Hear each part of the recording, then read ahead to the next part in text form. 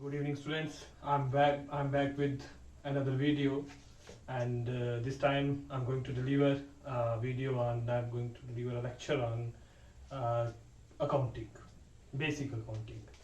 The concept which we will take today is accounting equation. Okay. As we know, what is accounting? Okay, accounting.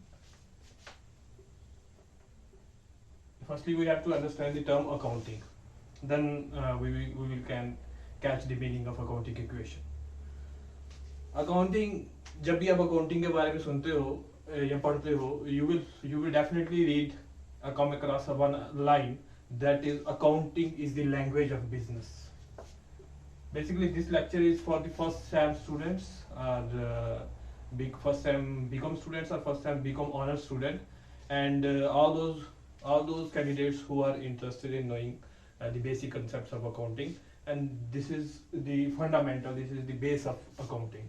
Okay, one has to understand this accounting equation if he want to get the knowledge of accounting, whether it's financial accounting or any other branch of accounting, because this is the basis of accounting. Okay, so accounting, what is accounting? एक line इसके बारे में बड़ी famous है, वो है language of business. मैं बड़ी बार अपने स्टूडेंट्स को बता भी चुका हूँ. तो language of business, as I am expressing my ideas, I want to share information with you. कुछ मैं आपसे शेयर करना चाहता हूँ, कोई आइडिया, कोई ओपिनियन. तो मैं I have to use an certain language, whether it is English, Hindi और एनी अदर लैंग्वेज. ओके, मुझे आप तक अपनी बात पहुंचानी है, इसलिए मैं एक लैंग्वेज का यूज करता हूँ. तो बिजनेस, एक कंपनी को जब अपनी हालात, जब अपनी कंडीशन, जब अपनी सिचुएशन किसी भी यूजर को बतानी है, ठीक है, जो इन्फॉर्मेशन, जैसे आप इस वक्त जो मैं इन्फॉर्मेशन आपसे शेयर कर रहा हूँ, तो यूजर कौन है? आप, ऑडियंस. ठीक है. इसी तरीके से अगर अकाउंटिंग को बिजनेस को, कंपनी को अपनी इंफॉर्मेशन किसी को डिलीवर करनी है, ठीक है, चाहे वो गवर्नमेंट को चाहिए, कभी कभी जिन्होंने पैसा लगाया, जिनको हम इन्वेस्टर बोलते हैं, उनको भी चाहिए होती है. ठीक है, जो भी यूजर्स हैं, जो भी इस इंफॉर्मेशन को चाहते हैं बिजनेस के बारे में, जो भी बिजनेस इंफॉर्मेशन चाहते हैं, ठीक है, तो वो वाली बिजनेस इंफॉर्मेशन, अब कंपनी या बिजनेस कोई नेचुरल ह्यूमन बीइंग तो है नहीं जो खुद उठ के अपनी जो इंफॉर्मेशन देगा. There has to be certain way. So accounting is the language of business. ये जो बिजनेस इंफॉर्मेशन को डिलीवर करने का काम कौन करता है? अकाउंट करता है. हमें कोई कंपनी है, ठीक है, फॉर एग्जांपल कोई भी कंपनी है, हमारे पास एप्पल की कंपनी है, इंटरनेशनल कंपनी, ठीक है, हम उसको ले लेते हैं. तो उसके बारे में अगर हमें उसका प्रॉफिट और लॉस और उसकी फाइनेंशियल पोजीशन जाननी है, then we have to take the help of accounting. ठीक है. So accounting is the language of business. ये आप याद रखिए. तो इसके बेस में है, या इसका बेसिक जो है, तो वो तो यही है कि हमें जब बिजनेस को अपनी इंफॉर्मेशन जो यूजर्स तक पहुंचानी है, तो हम जो लैंग्वेज यूज करते हैं उसको अकाउंटिंग बोलते हैं. ठीक है. बिकॉज एक natural human being which is made of blood और फ्लश, वो तो अपनी बात खुद ही बोल देगा, खुद किसी लैंग्वेज से. लेकिन अगर हमें कंपनी के बारे में जानना है, तो वो कैसे जानेंगे? हमें फॉर एग्जांपल एप्पल के शेयर खरीद रहे हैं, तो हमें देखना कि आज की डेट में एप्पल कंपनी की फाइनेंशियल पोजीशन क्या है, तो हम उसके अकाउंट्स चेक करेंगे और हमें पता चल जाएगा ये कंपनी करंट इसकी फाइनेंशियल पोजीशन क्या है, इसके एसेट्स कितने हैं, इसके लायबिलिटीज कितने हैं, इसका प्रॉफिट कितना है, इसका लॉस कितना है. तो हम we can easily take a decision whether to invest in this company और नॉट. ओके. सो अकाउंटिंग, ये थोड़ा सा बेसिक था जो मैं अकाउंटिंग इक्वेशन से पहले आपको देना चाहता था कि अकाउंटिंग क्या है. एक जो है एक लैंग्वेज ऑफ बिजनेस है. ठीक है. सो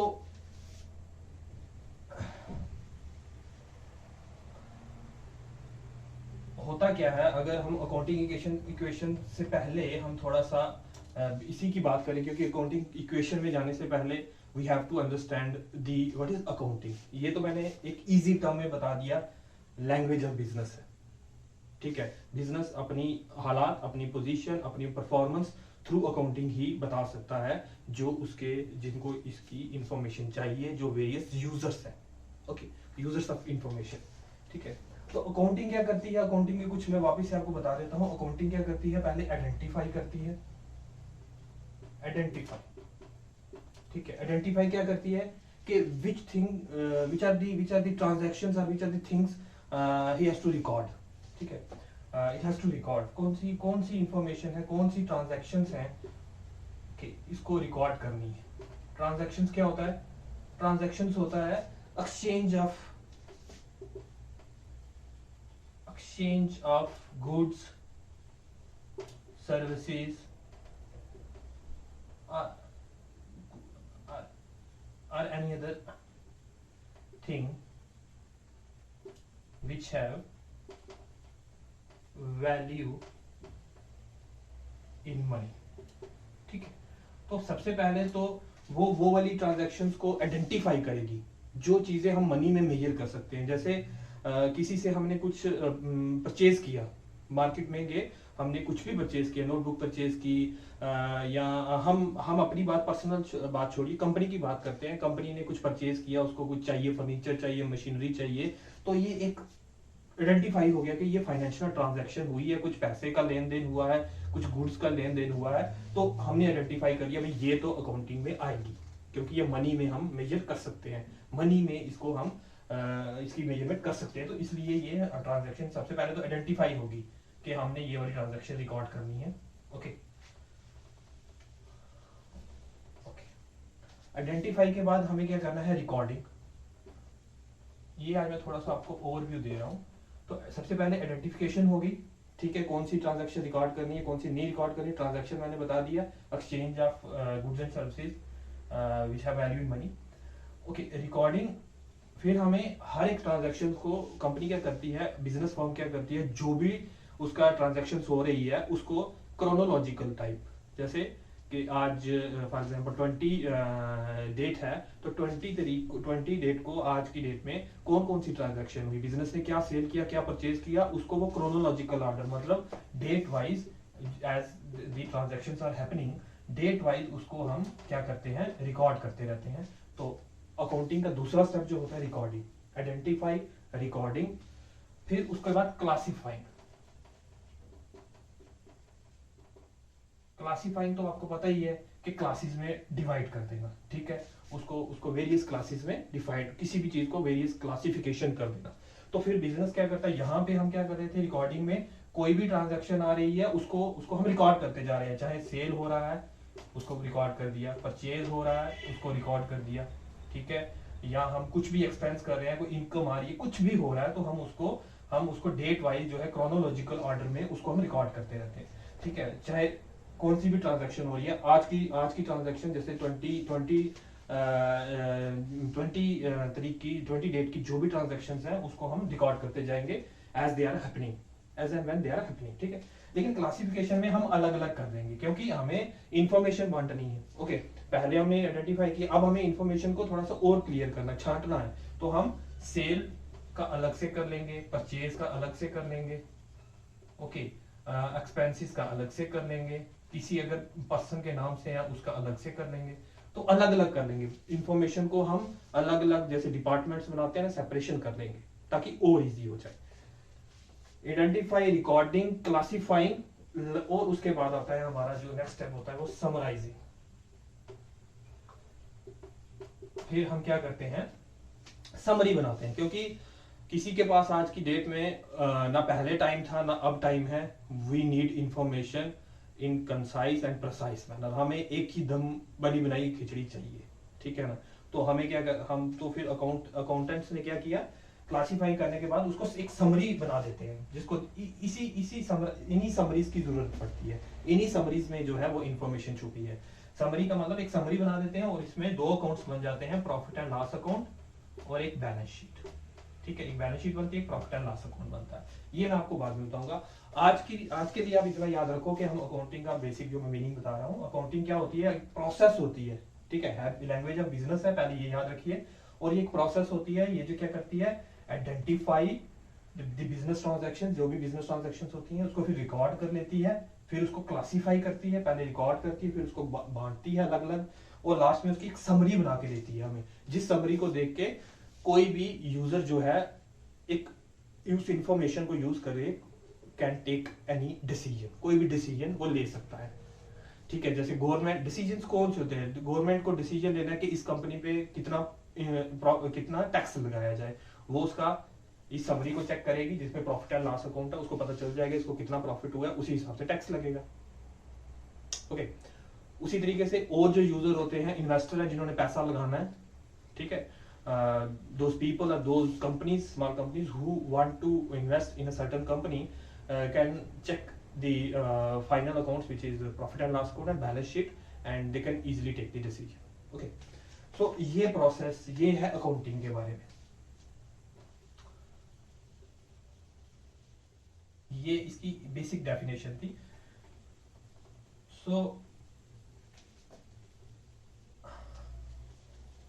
आज मैं जो जिस पे आना चाहता था वो था अकाउंटिंग इक्वेशन। एक बेसिक सी है, आज अगर किसी को ये चीज समझ आ जाए और उसके बाद हम आगे मूव कर सकते हैं। अकाउंटिंग इक्वेशन, एक इक्वेशन याद रखिए, अकाउंटिंग इक्वेशन 11th-12th में आपने इसको पढ़ा ही होगा, लेकिन फिर से अगर हो जाए, और जो बिगिनर्स हैं वो भी इसको यूज कर सकते हैं, अच्छे से समझने की कोशिश कीजिए। वो क्या है, देखिए एसेट्स एक रूल है, ठीक है। हाँ, इससे पहले आने से पहले मैं कुछ और समझा देता हूँ पहले अकाउंटिंग इक्वेशन। अकाउंटिंग का मीनिंग हो गया, एक होता है डबल एंट्री सिस्टम, अकाउंटिंग में चलता है डबल एंट्री सिस्टम। अकाउंट्स बनाने में एक डबल एंट्री सिस्टम होता है, जिसमें कहा जाता है कि for every debit there is a credit.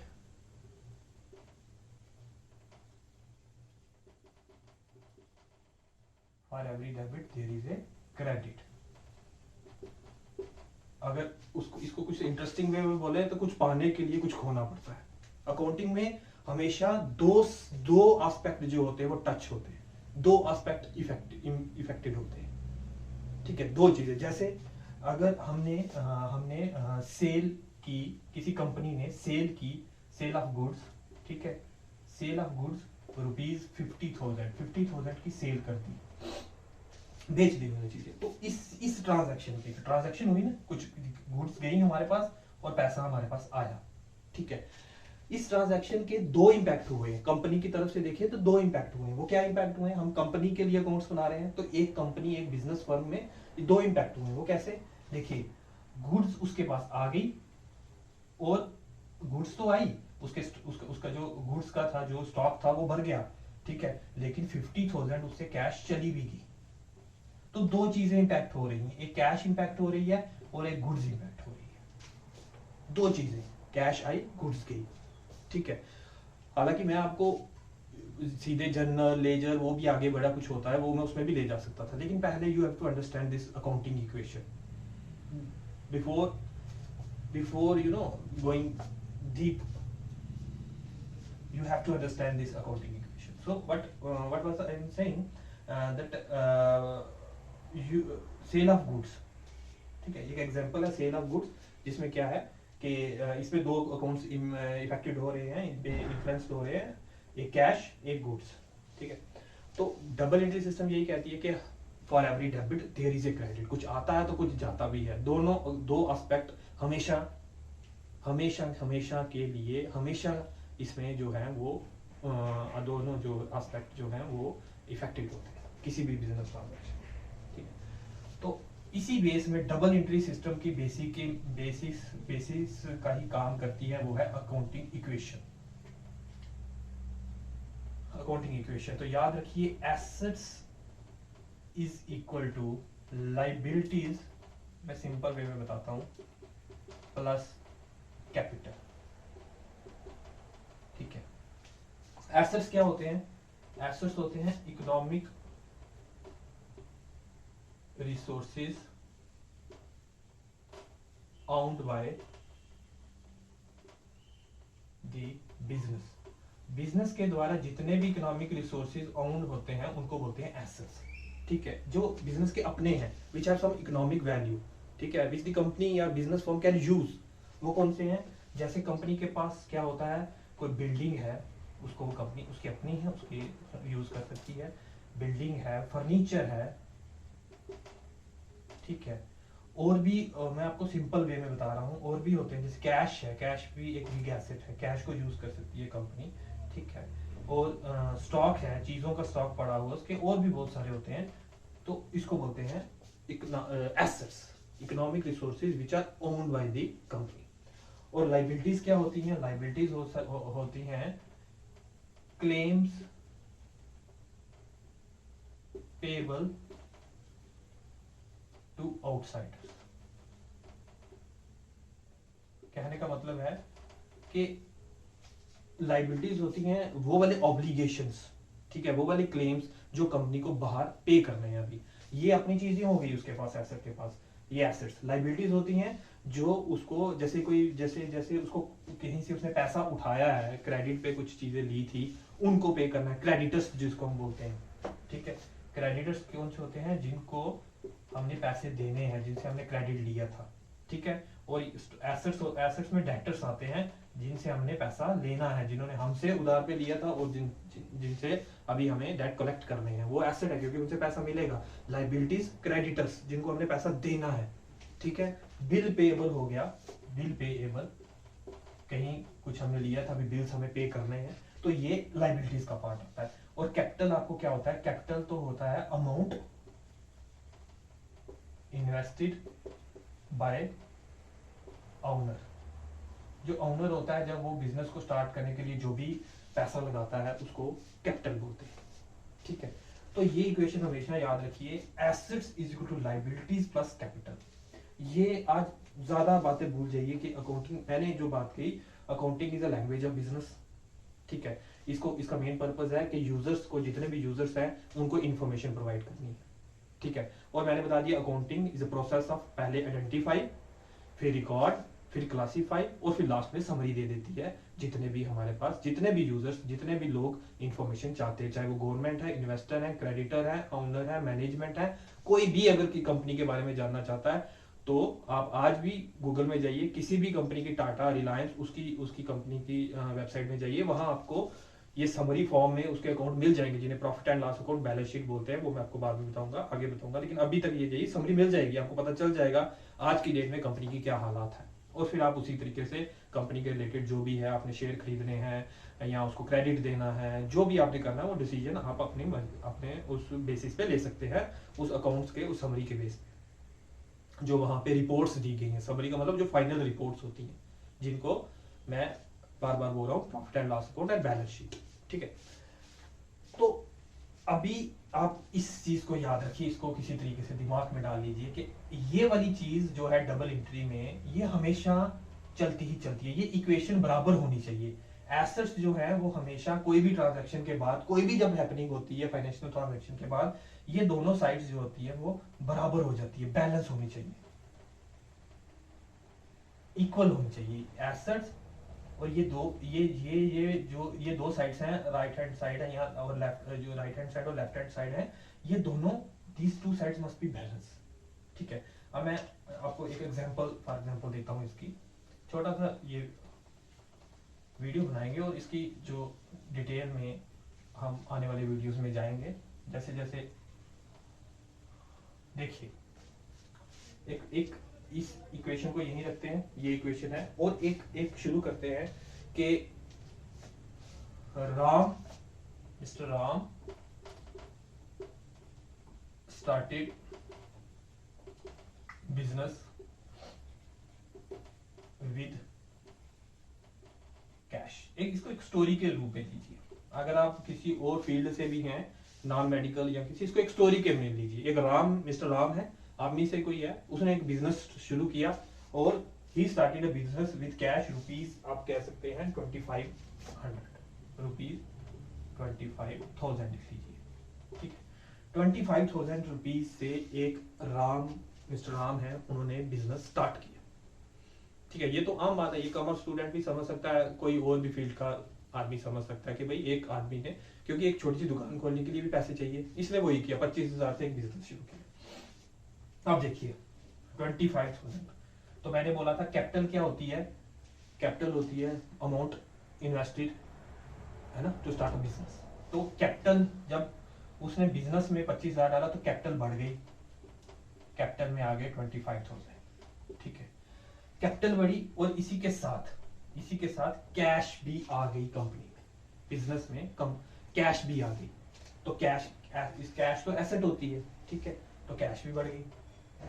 तो देखिए इस जो ट्रांजैक्शन का क्या हुआ कि दोनों साइड में, इस साइड में भी 25,000 का इंक्रीज हुआ और इस साइड में भी 20,000 का इंक्रीज हुआ। इसका मतलब डबल एंट्री सिस्टम चल रहा है। मैंने बोला था कि दोनों एस्पेक्ट जो है वो इफेक्टेड होंगे किसी भी बिजनेस ट्रांजैक्शन से। For every debit there is a credit, ठीक है, कुछ खोने के लिए कुछ पाने के लिए कुछ खोना पड़ता है, ये यहाँ पे थोड़ा सा अप्लाई होता है, ठीक है।